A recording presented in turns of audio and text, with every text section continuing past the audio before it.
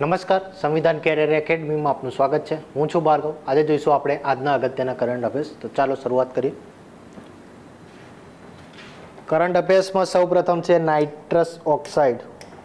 Nitrous oxide છે કે જેને N2O તરીકે પણ ઓળખવામાં આવે છે. બરાબર. ચાલો, હવે જે આ નાઇટ્રસ ઓક્સાઇડ છે તો તેનાથી ગેરફાયદો શું થાય? તો એક પ્રકારનો ગ્રીન હાઉસ ઇફેક્ટ કરતો એક વાયુ છે, મતલબ કે જેનાથી ગ્લોબલ વોર્મિંગ વધે છે. બરાબર, પ્રદૂષણ વધે છે. બરાબર, એનાથી ઘણી ગંભીર સમસ્યાઓ સર્જાઈ શકે છે. તો એના આધારિત એક ડેટા આવ્યો છે કે એક રિપોર્ટ અનુસાર જે આ નાઇટ્રસ ઓક્સાઇડ છે તો એના ઉત્સર્જનમાં ભારત છે તો વિશ્વમાં બીજા ક્રમે છે. બરાબર, આખા વિશ્વમાં ભારત બીજા ક્રમે છે. મતલબ કે ટોટલ જેટલું નાઇટ્રોજનનું ઉત્સર્જન થાય છે એમાંથી 11% માત્ર ભારતમાં જ થાય છે. બરાબર, હવે ભારતનો બીજો ક્રમ છે તો પહેલો કોનો હશે? તો પહેલો ક્રમ છે ચાઇનાનો, કે જેને 16% જેટલું એ ઉત્સર્જન કરે છે. બરાબર, તો અહીંયા યાદ રાખજો, પહેલું ચાઇના છે અને બીજું છે આપણું ઇન્ડિયા. બરાબર, ઘણી ગંભીર બાબત કહી શકાય. ચાલો, આ સિવાય આ એક ગ્રીન હાઉસ વાયુ પણ કહી શકાય. બરાબર છે. ચાલો, નેક્સ્ટ જોઈએ ગ્લોબલ પીસ ઇન્ડેક્સ. બરાબર છે, વિશ્વ શાંતિ ઇન્ડેક્સ 2024. બરાબર છે. ચલો, આમાં જે પ્રથમ કોણ છે, ભારતનો કયો ક્રમ છે અને કોના દ્વારા જાહેર કરવામાં આવે છે એ ખાસ પૂછાય. જાહેર કોના દ્વારા કરવામાં આવે છે? તો institute of economics and peace દ્વારા. બરાબર છે. ભારતનો ક્રમ કયો છે? 116મો. અને પ્રથમ ક્રમે કોણ છે? તો આઇસલેન્ડ છે. બરાબર, આની પહેલા પણ ગઈ સાલ પણ આઇસલેન્ડ જ પ્રથમ ક્રમે હતું. બરાબર. ચાલો, ભારતનો ક્રમ ખાસ યાદ રાખજો, 116મો છે અને આઇસલેન્ડ પ્રથમ ક્રમે છે.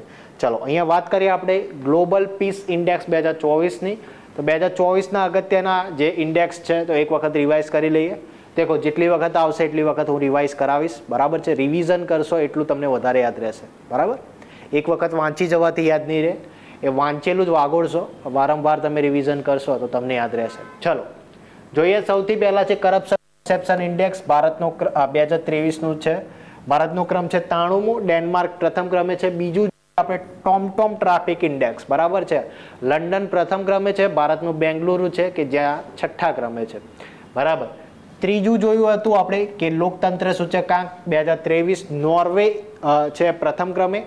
41મો ક્રમ છે ભારતનો.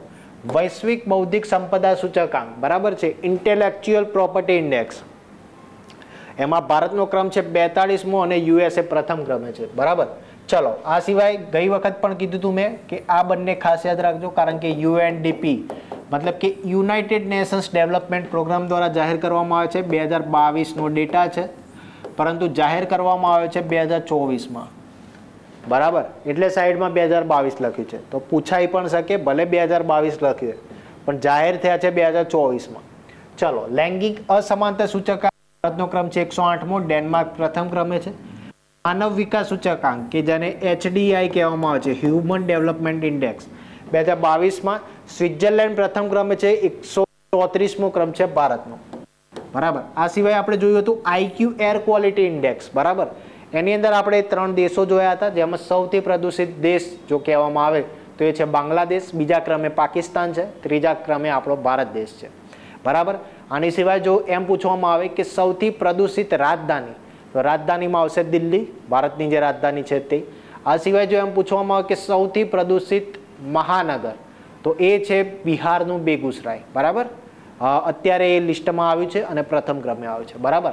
આની સિવાય બીજો એક ઇન્ડેક્સ આવ્યો હતો એર ક્વોલિટીનો જ, આમાં લખ્યું નથી પણ એમાં લખવામાં આવેલું કે પ્રદૂષિત શહેર જો પૂછવામાં આવે તો એ છે નેપાળનું કાઠમંડુ. બરાબર છે, તો એક આ પણ ખાસ ધ્યાન રાખજો. ચાલો, નેક્સ્ટ છે વર્લ્ડ હેપીનેસ રિપોર્ટ. એમાં ફિનલેન્ડ પ્રથમ છે. ભારતનો ક્રમ છે 126મો. આ સિવાય જોયું તો ફોર્બ્સ ગોલ્ડ રિઝર્વ, મતલબ કે સોનું કેટલું અનામત છે. બરાબર, કેટલું સોનું, કયા દેશ પાસે કેટલું સોનું છે. USA પ્રથમ ક્રમે છે સૌથી વધારે સોના સાથે, અને ભારતનો ક્રમ છે 9મો.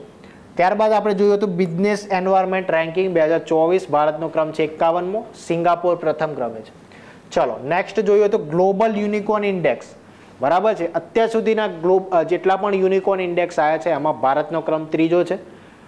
પહેલું USA છે, બીજું છે ચાઇના અને ત્રીજું છે ભારત. દરેકમાં આ જ ક્રમ છે. બરાબર. નેક્સ્ટ જોઈએ, આ 2024નું હતું. ત્યારબાદ જોયું હતું આપણે સાયબર ક્રાઇમ ઇન્ડેક્સ. રશિયા પ્રથમ ક્રમે, બીજા ક્રમે યુક્રેન, ભારતનો ક્રમ છે 10મો. ચલો નેક્સ્ટ જોયું હતું આપણે ગ્લોબલ જેન્ડર ગેપ ઇન્ડેક્સ 2024. એમાં આઇસલેન્ડ પ્રથમ ક્રમે છે, 129મો છે ભારતનો ક્રમ. ચલો નેક્સ્ટ જોઈએ ગ્લોબલ સિટીઝ ઇન્ડેક્સ 2024. એમાં ન્યુયોર્ક પ્રથમ ક્રમે છે, જ્યારે દિલ્હીનો ક્રમ છે 350, 350મો. ચલો સિવાય બીજું જોયું હતું travel and tourism development index 2024. બરાબર, એમાં ભારતનો 40મો, યુએસએ પ્રથમ ક્રમે છે. બધા જ ઇમ્પોર્ટન્ટ છે. બરાબર, એવું જરૂરી નથી કે તમે ખાલી પ્રિલિમ્સમાં જ ઉપયોગમાં લઈ શકશો, મેન્સમાં પણ તમે આ ડેટા છે એનો ઉપયોગ કરી શકશો. ચલો નેક્સ્ટ જોઈએ. ચલો નેક્સ્ટ છે ઘણું અગત્યનું નાગસ્ત્ર 1. બરાબર છે, તો ભારતીય જે સેના છે તો એને નાગસ્ત્ર 1ની જે પહેલી બેચ છે એ પ્રાપ્ત થઈ છે. બેચનો મતલબ છે કે અમુક સંખ્યામાં આ જે નાગસ્ત્ર છે એ પ્રાપ્ત થયા છે. બરાબર, એક બેચની અંદર ટોટલ 120 જેટલા ડ્રોન છે. બરાબર, આ ડ્રોન શું છે? આ નાગસ્ત્ર. બરાબર, તો જો એમ પૂછવામાં આવે તમને પ્રિલિમ્સમાં કે નાગસ્ત્ર કે જે વર્તમાનમાં ચર્ચામાં હતું નાગસ્ત્ર, તો એ શું છે? બરાબર, વિમાન છે, એરક્રાફ્ટ છે, સબમરીન છે, કોઈ તોપ છે, બરાબર, અથવા રોકેટ છે, શું છે? તો એ એક ડ્રોન છે. કેવું ડ્રોન છે? આત્મઘાતી ડ્રોન. બરાબર, આ સિવાય જે આ ડ્રોન છે એ 75% જે એના પાર્ટ છે એ બન્યા છે ઇન્ડિયામાં. બરાબર, તો ભારતમાં જ એ નિર્માણ પામ્યું છે. બરાબર, હવે એની ખાસિયતો જોઈએ વન બાય વન. બરાબર, પહેલું તો એ અનમેન્ડ છે. બરાબર, મતલબ કે એની અંદર કોઈ પાયલોટની જરૂર નથી. તમે નીચે રહીને જે છે તો એને ચલાવી શકશો. બરાબર છે. આ સિવાય જે આ આત્મઘાતી છે, મતલબ કે એક પ્રકારનું સ્યુસાઇડ ડ્રોન કહી શકો. બરાબર, મતલબ કે ત્યાં જઈને દુશ્મનનું કોઈ બંકર હશે અથવા તો દુશ્મનનું કોઈ ટેન્ક હશે એની ઉપર જઈને અથડાશે અને એનો વિસ્ફોટ કરી નાખશે. બરાબર, એક આ ધ્યાન રાખજો. આ સિવાય જે એની છે એ 30 કિલોમીટરની છે. બરાબર, 30 કિલોમીટર ઉપર જઈ શકશે. આ સિવાય જો લૂપની અંદર જોઈશું તો 15 કિલોમીટર જઈ શકશે. આ સિવાય જે એની બેટરી છે એની કેપેસિટી 60 મિનિટની છે, 1 કલાક સુધી તમે એને ચલાવી શકશો. બરાબર છે. આ સિવાય જો તમે મિશન કોઈ નક્કી કર્યું, બરાબર, પણ જો મિશન તમારું અડધેથી કેન્સલ થઈ ગયું, કોઈ મિશન ઉપર મોકલ્યું પણ મિશન કેન્સલ થઈ ગયું, તો એ પાછું આવી શકશે. બરાબર, અને પેરેશૂટ દ્વારા એ લેન્ડ પણ થઈ શકશે. બરાબર, પાછું તમારી પાસે આવી જશે. બરાબર છે, તો આટલી બાબત ધ્યાન રાખજો. આ સિવાય 75% છે કે એ ઇન્ડિજિનિયસ પાર્ટ છે, મતલબ કે બનેલું છે. ચલો નેક્સ્ટ. ખાસ એક વસ્તુ યાદ રાખજો કે આ છે શું? બરાબર, એ સવાલ આવી શકે એમ છે કે નાગસ્ત્ર 1 છે એ શું છે? તો આત્મઘાતી ડ્રોન અથવા ડ્રોન છે. ચલો નેક્સ્ટ છે 3 સ્ટાર ગ્રેન્ડ પ્રિક્સ. બરાબર, આ શેના માટે આપવામાં આવે છે? જે ઘોડે સવારી છે એના માટે. બરાબર, તો એમાં જે વિજેતા છે, આ ખિતાબ જીતનાર જે પ્રથમ ભારતીય બન્યા છે શ્રુતિ વોરા. બરાબર, હવે ઘોડી સવારી માટે 2 નામ ખાસ યાદ રાખીશું. એક છે શ્રુતિ વોરા અને બીજી કૃતિ સિંહ. બરાબર, આમનું નામ કેમ યાદ રાખીશું? કારણ કે નાની ઉંમરના છે અને એમને અર્જુન એવોર્ડ મળ્યો છે વર્તમાનમાં. બરાબર, તો આ બંને નામ યાદ રાખીશું. એક છે શ્રુતિ વોરા અને બીજું છે દિવ્ય કૃતિ સિંહ. બરાબર, ચાલો નેક્સ્ટ જોઈએ ખીર ભવાની મેળો. બરાબર છે, તો જમ્મુ કાશ્મીરના જે પંડિતો છે, બરાબર, તો એ લોકો જે એમના કુળદેવી છે એ ખીર ભવાની મંદિર છે, તો ત્યાં આગળ આ મેળાનું આયોજન કરવામાં આવે છે. બરાબર, તો પૂછાઈ શકે કે ક્યાં આગળ આયોજન થાય છે? તો જમ્મુ કાશ્મીર ખાતે. ઘણો ફેમસ છે, આથી મેં લખ્યું છે. આ સિવાય જમ્મુ કાશ્મીરના અગત્યના બીજા ઉત્સવો જોઈ લઈએ. જેમ કે હૈરત મહોત્સવ ઉજવવામાં આવે છે, તવી મહોત્સવ ઉજવવામાં આવે છે, કંચોત મહોત્સવ ઉજવવામાં આવે છે, બંગાસ વેલી મહોત્સવ અથવા અહરબલ મહોત્સવ. આ બધા જ જમ્મુ કાશ્મીરના છે. બરાબર, ચાલો નેક્સ્ટ જોઈએ. દેખો અમુક સમયે મેળા પણ પૂછવામાં આવે છે, જેમ કે અંબુબાચીનો મેળો ક્યાં આગળ ભરાય છે? બરાબર, એક કામાખ્યા દેવીનું જે મંદિર છે ત્યાં આગળ ભરાવવામાં આવે છે. બરાબર, તે બધા નામ પૂછાઈ શકે અને પૂછશે કે કયા સ્ટેટ સાથે રિલેટેડ છે, મતલબ કે કયા રાજ્યમાં આ ઉજવવામાં આવે છે. ચલો નેક્સ્ટ જોઈએ. ધ વર્લ્ડ બેસ્ટ સ્કૂલ, બરાબર. તો યુએસએની એક સંસ્થા છે, તેમના દ્વારા આ એવોર્ડ આપવામાં આવે છે, બરાબર. તો એમાં જે વર્લ્ડની જે ટોપ 10 બેસ્ટ સ્કૂલો છે એમાં ભારતની એક સ્કૂલ છે મધ્યપ્રદેશની, બરાબર. અને એને ટોપ 10માં ચોથો ક્રમ આપવામાં આવે છે અને એ સ્કૂલનું નામ છે મધ્યપ્રદેશની CM રાઈસ વિનોબા સ્કૂલ, બરાબર. તો એમને આંતરરાષ્ટ્રીય સ્તરે જે ટોપ 10 સ્કૂલોમાંથી ચોથું સ્થાન મળ્યું છે, બરાબર. તો ઘણી ગૌરવની વાત કહી શકાય. તો નામ યાદ રાખજો, CM રાઈસ વિનોબા સ્કૂલ છે, ચોથું સ્થાન મળ્યું છે એમને. ચલો નેક્સ્ટ છે મિશન નિશ્ચય યોજના, બરાબર છે. તો આ જે યોજના છે કોના દ્વારા શરૂઆત કરવામાં આવી છે? તો પંજાબ પોલીસ દ્વારા શરૂઆત કરવામાં આવી છે. શા માટે? તો પંજાબનો એક જિલ્લો છે, નામ છે એનું ફજલકા, બરાબર છે. તો હવે આપણે જે મેપ જોઈશું, બરાબર છે, જે ઇન્ડિયાનો મેપ જોઈએ આપણે, તો અહીંયા જે આપણે પંજાબ આવેલું છે, બરાબર.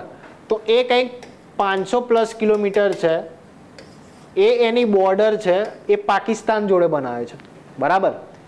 એમાંથી એ 500+ કિલોમીટરમાંથી કંઈક 120 કિલોમીટર આજુબાજુ, 108-120 કિલોમીટર આજુબાજુ બોર્ડર ખાલી આ જિલ્લો બનાવે છે, જે આ ફજલકા જિલ્લો છે, બરાબર.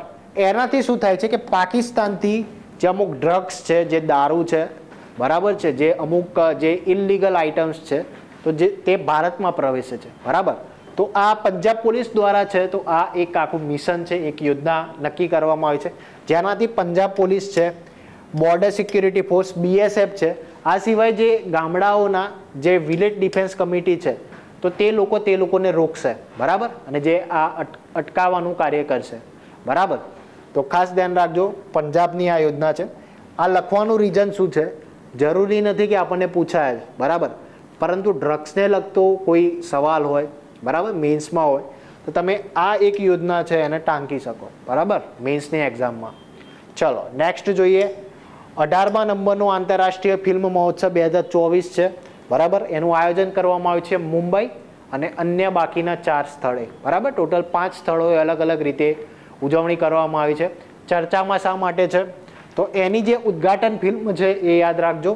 તો એના ઉદ્ઘાટન સમયે એક ફિલ્મ રજૂ કરવામાં આવી હતી, નામ છે એનું બિલી એન્ડ મોલી એન્ડ ઓટર લવ સ્ટોરી, બરાબર છે. તો આ નામ યાદ રાખજો. ચલો અહીંયા વાત કરીએ આંતરરાષ્ટ્રીય ફિલ્મ મહોત્સવની, તો એના પરથી બીજું એક યાદ આવે. 1 મહિના પહેલા કાન્સ ફિલ્મ ફેસ્ટિવલ થયો હતો. ક્યાં આગળ?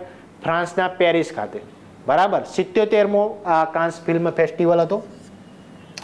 ચલો ક્યાં આગળ તેની આયોજન કરવામાં આવેલું? પેરિસ ખાતે, ફ્રાન્સના પેરિસ ખાતે. એની અંદર 4 ભારતીયો છે કે જેમને એવોર્ડ આપવામાં આવ્યો છે, બરાબર. એમાં છે એક પાયલ કાપડિયા, એમને મળ્યો છે ગ્રેન્ડ પ્રિક્સ પુરસ્કાર. ત્યારબાદ છે સંતોષ સિવન, એમને મળ્યો છે એન્જિનિક્સ ટ્રિબ્યુટ પુરસ્કાર.